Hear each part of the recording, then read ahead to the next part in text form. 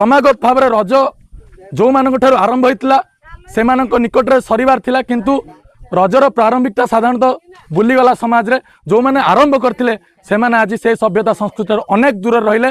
तेणु से सामाजिक संगठन नहीं सोचर आभिमुख्य या रहा जे जो मैंने वास्तव में पर्वपर्वाणी आरंभ करते आम से निकट को जीवा। तेणु जहाँ भी हो जो मानकर प्रयास रहा जो मानकर प्रेरणा रहा जो मैंने आगू को आसिले से मैंने ही आमको साहाय्य सहयोग कले जो मान माध्यम आम आसी पहुँचलु। मु बर्तमान ए प्रारंभिक सभार स्वागत करने को चाहिए भंडारी पोखर थानाधिकारिणी मैडम आम सहित जोड़ी होती आंतरिक शुभेच्छा और धन्यवाद जनाऊँ।